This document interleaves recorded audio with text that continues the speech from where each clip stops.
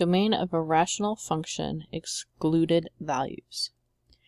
In this topic, what they are looking for is they're looking for the numbers that x can't be.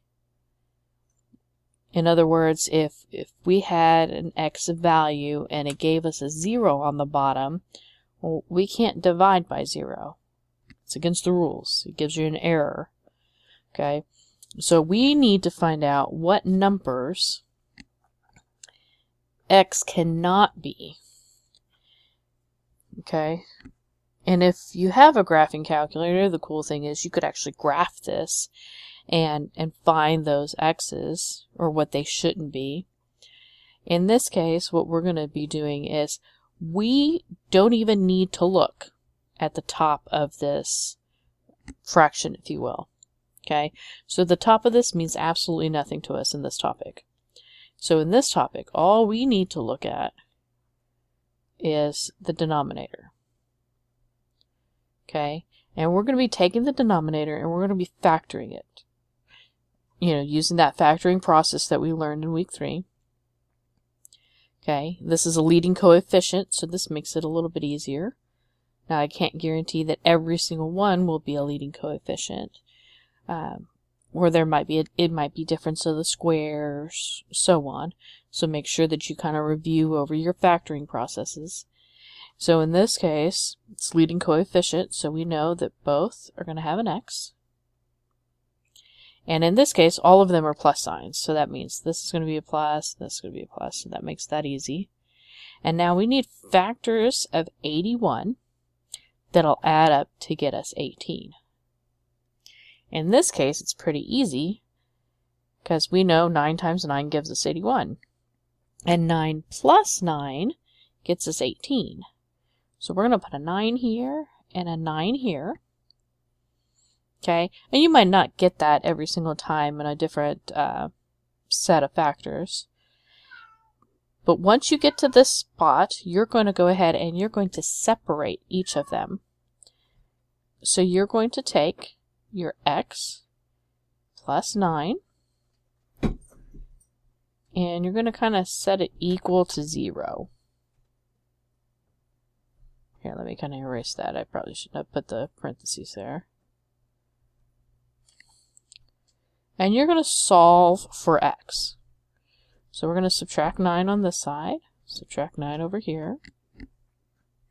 So we get x equals -9. Okay, if this particular set of parentheses was different, you would do the same thing. And just so you can see, I'll rewrite it here. -9, -9, so we get x equals -9. Now, we have a double here, so when we go to put the answer into Alex, we only need to put 1 of the -9, so we don't have to list -9 twice. However, if you had more than one answer, you would actually list both. Okay, so in this case, we just have x equals, oh, it's not writing, x equals -9. Okay, so you would put -9 into Alex. However, let's say, for instance, let's take this top one. Let's pretend that this top one was the denominator of a different problem. Okay, and just for humor's sake, I'll kind of scribble something on here. I'll say x plus 2, I guess. We'll do x squared plus 17x plus 72. Okay, again, this is a little bit easy because it's got that leading coefficient of 1. They're both x's. In this case, they're both going to be plus. So that makes life easy. But we need factors of 72 that'll add up to get us 17. In this case, it's 9 and 8. So 9 times 8 gives us 72, but 9 plus 8 gives us that 17. So here's an example where you have two separate ones, and so we're going to separate them.